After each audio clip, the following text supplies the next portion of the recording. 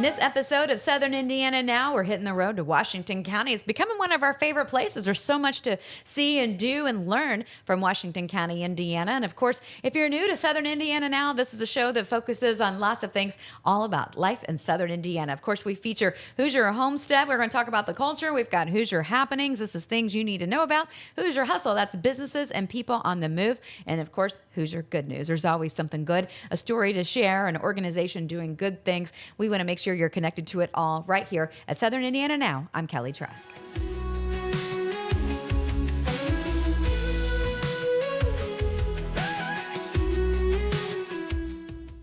And we're back on Southern Indiana Now as part of our Hoosier Homestead. We're talking today with Chris with Old Blue River Friends Quaker Church in Southern Indiana. We're actually located in Washington County, and there's just so much history here. So, Chris, this is an old church and obviously open for people to come tour. So let's talk about the history here and how you got connected.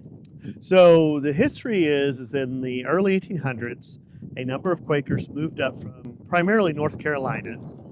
They crossed the Ohio River into what was Indiana Territory, and one of the main drawing things was this land was free of slavery, and the Quakers had a testimony against slavery. By 1780, almost all Quakers had gotten rid of slaves, and so North Carolina made it really difficult for people to free slaves. So they chose to leave, many of them did, and come to a land because the Northwest Ordinance has declared the land north of the Ohio River free of slavery. By the early 18-teens, a number had arrived here in the vicinity of Salem. Salem's just about a mile and a half west of here. And they had enough people to start an actual, we call a meeting or a church. And so in 1815, they built this building to house that growing group of people. There were probably 200 or 300 of them here at the time. And so things went well. One of the first things they did was to form a committee to help with Native Americans, to see to their needs. Quakers would not settle on any land that had not been officially purchased from Native Americans, and they wanted to see that they were treated fairly. They also started in 1819 what they called the Salem Peace Society, working for peaceful solutions to problems. They also were known, of course, for being abolitionists, meaning that they sought to end slavery in the United States. So they were a very active group of people. Unfortunately, in 1828, they had a split, a division that occurred, and one body of them kept this building, and they were known as the Hicksites because they followed a guy named Elias Hicks. The other group considered themselves to be the Orthodox or the right-thinking group, and they ended up moving a mile north of here, okay. And they built a meeting house there. Over time, the Hicksite group died out, and even though they maintained control of the building. And today, the group north of here actually owns the building. Oh. And we use it, it's been restored. It's on the National Register, and we use it for programs and, bring school kids out and people come. Once a year, there's an annual meeting here to remember those pioneer ancestors who started this settlement. And it's kind of ironic that new Blue River Friends is a mile north of here. Okay, so. I love that. Well, thank you so much for that history, and then we're going to check out inside and give people kind of a first look inside the church. And thank you so much for that history. So, Chris, now that we're inside the old Quaker church, let's talk about. This is really phenomenal. It's handcrafted. Yes. Let's talk about how this building was built, because it's obviously different than how we would build buildings today. Yes. So give us a little bit of a history and background. So building like this, of course, the members donated the lumber to that. All this was been cut probably at Samuel Lindley's sawmill about a mile north of here. So you can see the walls are covered with the boards and the handmade benches. We still have a number of those. There is some speculation that this building was twice as big as it is right now. Oh. And that in the 1860s or so, because of dwindling size of the congregation, they may have removed part of it. And there's a little bit of reason to believe that. There's some places along the wall that don't seem quite right. Others argue that that's never the case. They can't find any proof of it. But what we do know about early Quakers is that typically there was a men's side and a woman's side, and there were two different doors by which they generally entered. And the buildings would have been longer than this. So we're uncertain about that part.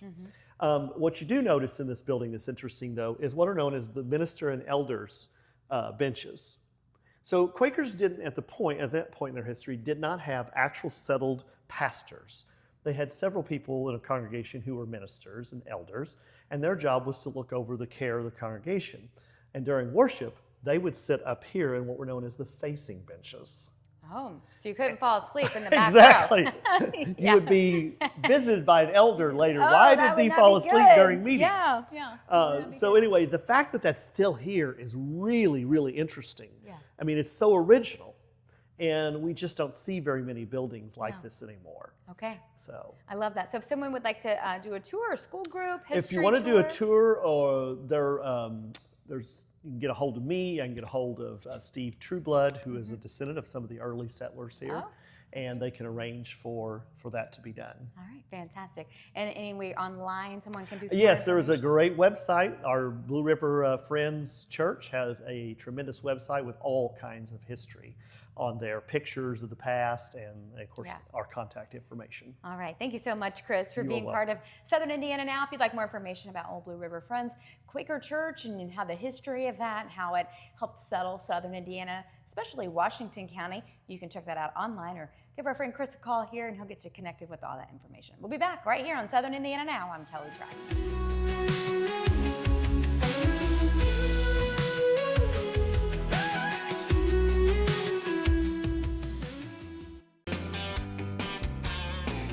The sweetest weekend of the summer is coming to Jackson County Thursday, July 31st through Saturday, August 2nd. Stephen Wilson Jr., Justin Moore, and Tracy Bird will headline Rock the Rind and the Jackson County Watermelon Festival in Brownstown. Join us on the Courthouse Square for 3 days of music featuring 15 of the hottest artists in country music, delicious eats, cold drinks, and of course, all things watermelon. Don't miss Stephen Wilson Jr. Homecoming and the sweetest weekend of the summer, July 31st through August 2nd in Brownstown. Tickets available now at rocktherind.com.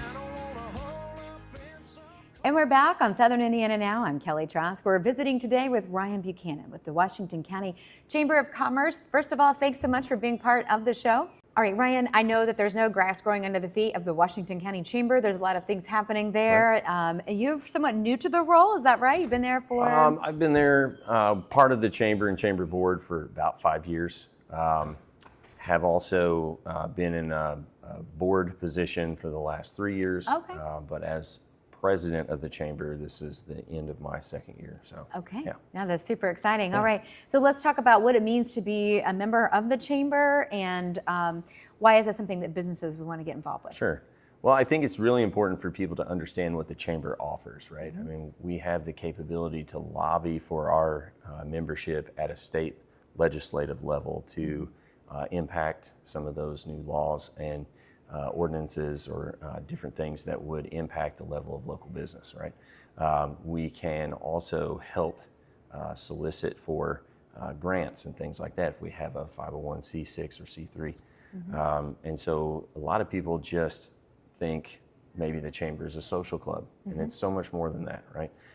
Our website serves as a customer retention management service. So you can build out a profile as a business on our website, advertise specials, make postings that will then create social media posts on our page where our followers see that. Okay, community calendar that you can announce events and services that you're going to be offering in the future. So really, what we try to do, as well as help support your business, we're going to promote your business. So we offer ribbon cuttings and other ways that we can help you secure local dollars versus trying to advertise out of county to bring new residents and customers to your door. We're really trying to help you capitalize on the local folks who are spending their money right here in Washington County. All right, so if someone would have some interest, different levels of membership, is it based on your staff size? There are different levels of membership, and that really just depends on what type of advertisement level you want to be involved in, right? So there are 4 separate tiers to that. It starts around $200 a year and then increases from there.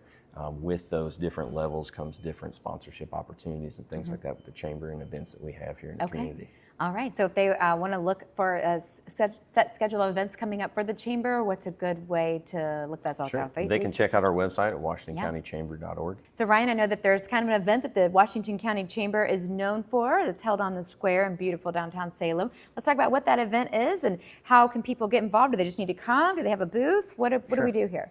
Well, it's been known in the past as Friday Night on the Square. This year we're transitioning to more of a Saturday on the square. So it's a longer event, gives vendors more opportunity to have access to the customers, the community. It is held on the square. We shut down traffic around the square, and last year there were about 80 plus vendors there. So booth spaces are rented around the square through the chamber to anyone who wants to do business there that day. There's a benefit to being a member of the chamber. You get a discounted rate. And so really it's a really strong, supported community event. Local people come out. It's a pretty good sized crowd. Yeah. So people can they sign up now for vendor space? When is we're that not open? actually selling those just yet. Okay. It's going to be in October. Oh, all right. So when we announce that, within usually 45 days of the event, we'll start seeing promotions like that. Okay, well, you can go and start planning on it. That's for sure. So absolutely. make sure you plan on that event on your calendar if you want to get connected with the Washington County Chamber or just the culture and the different businesses and organizations and community groups here that help make Southern Indiana strong. You can do that by connecting with the Washington County Chamber. We'll be back.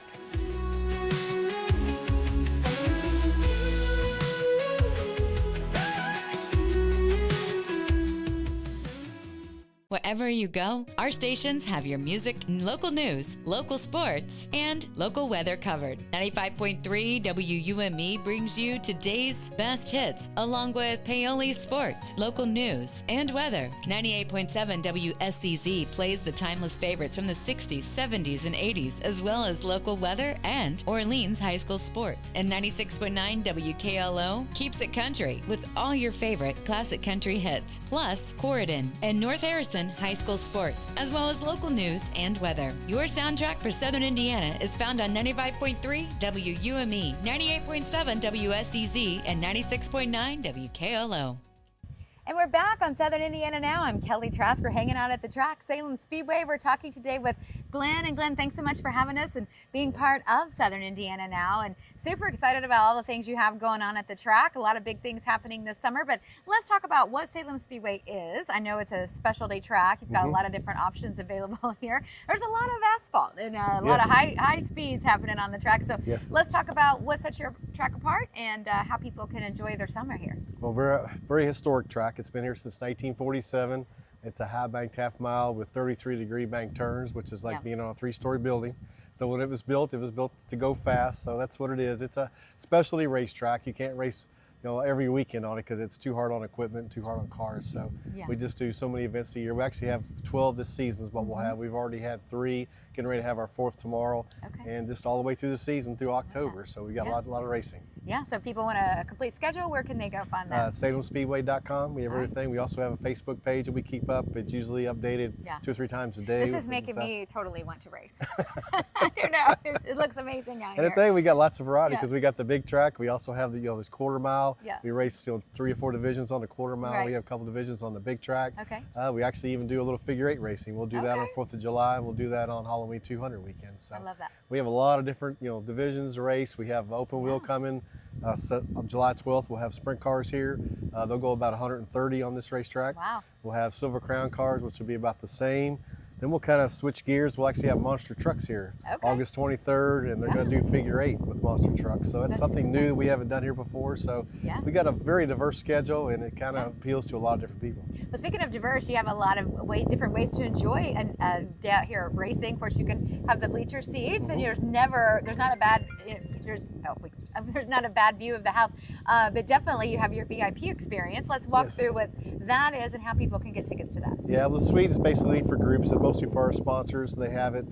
We also have rent it out for groups if they want to bring a corporate day, bring their employees and stuff, or bring guests and stuff. We do that. They can get through me or through the website. Just get a hold of me, and we'd be glad to book that for you. It's nice up there, air conditioned, got bathrooms, and Yeah. of course we have chair back seating. We also have general admission bleacher seating. Yeah. Some people prefer to sit on the old wood bleachers, and a lot Yeah. of people prefer to sit up here. So we give Yeah. people lots of variety where they want to Yeah, sit. all the choices available, and of course you can check out a full schedule. And you buy season passes and tickets along those lines? Yeah, we sell advance tickets for individual races. It's right online. Usually about 2 or 3 weeks before each race, they can go online and purchase them. You can also walk up and purchase them day of show. Okay, make it super easy. Salem Speedway, make sure it's on your list to do. In Southern Indiana, I'm Kelly Trask.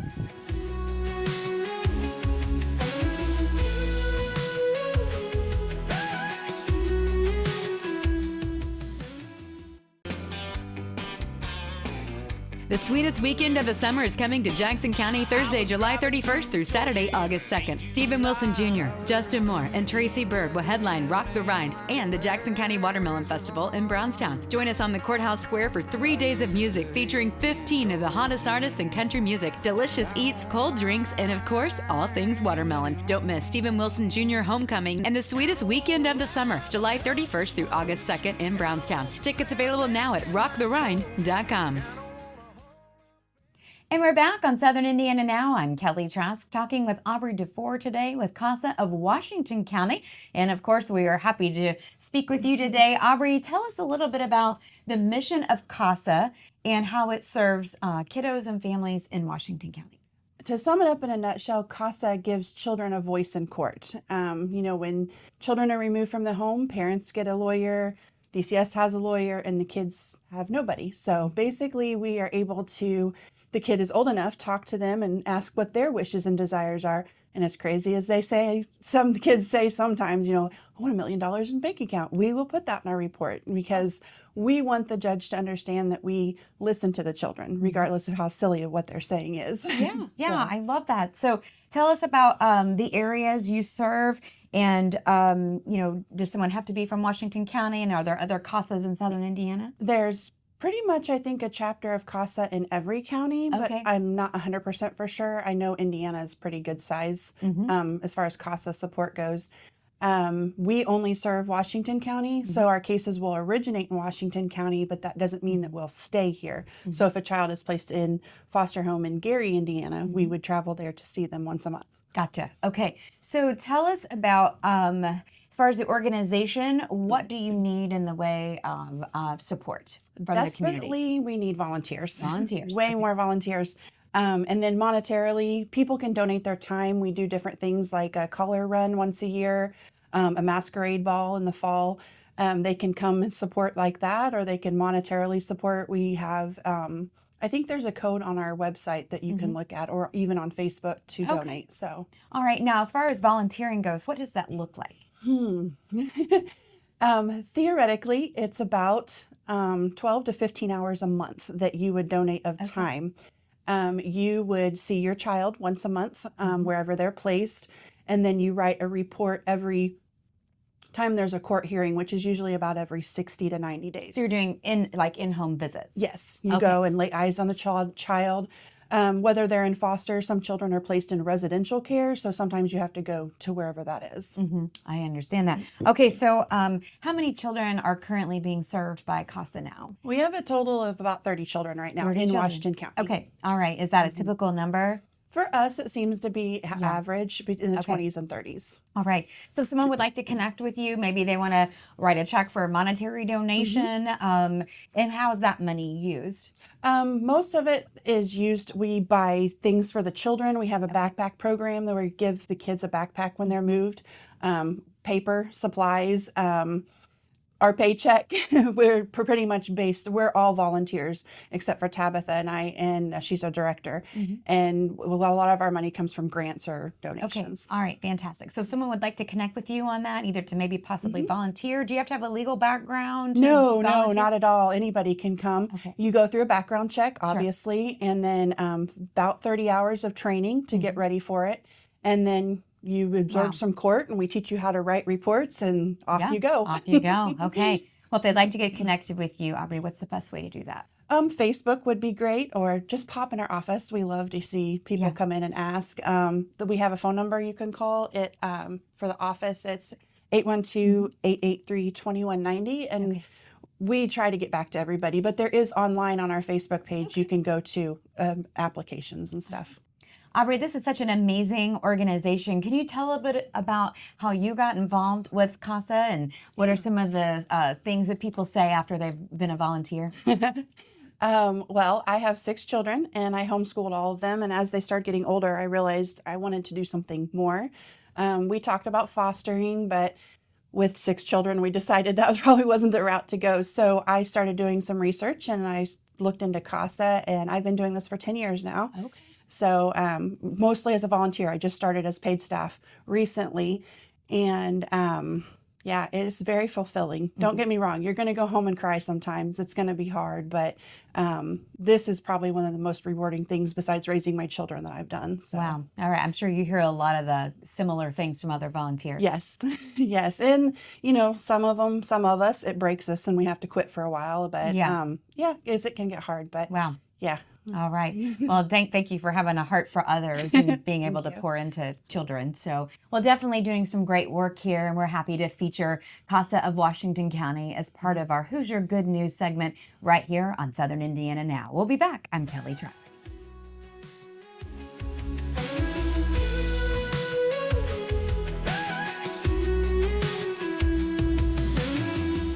It's all the summer happenings all the time right here at Southern Indiana Now. Of course, you can check us out anywhere you can get a podcast. You can find us on Apple, Spotify, YouTube, iHeart, all the places. And of course, you can check out our website as well. And of course, we want to hear from you. So you can send us an email at southernindiananow@gmail.com. Maybe it's a show idea. Maybe it's a suggestion. Maybe you don't like my hair. I don't know. We want to know it though, because we definitely want to make sure we're featuring all the things that are important to you in Southern Indiana. So do get connected that way. And don't forget to send in your pet photos. You can submit those via our Facebook page, or if you'd like to send us an email with your furry friend, doesn't have to be furry, it can be scaly, we don't care. We can even have feathers. We want all the creatures on here on our Southern Indiana Now podcast. So do get connected with us, send us an email. We want to hear from you. Keep it tuned in each and every week. On Wednesdays, we drop new episodes. You'll hear it here first. SouthernIndianaNow.com. I'm Kelly Trask.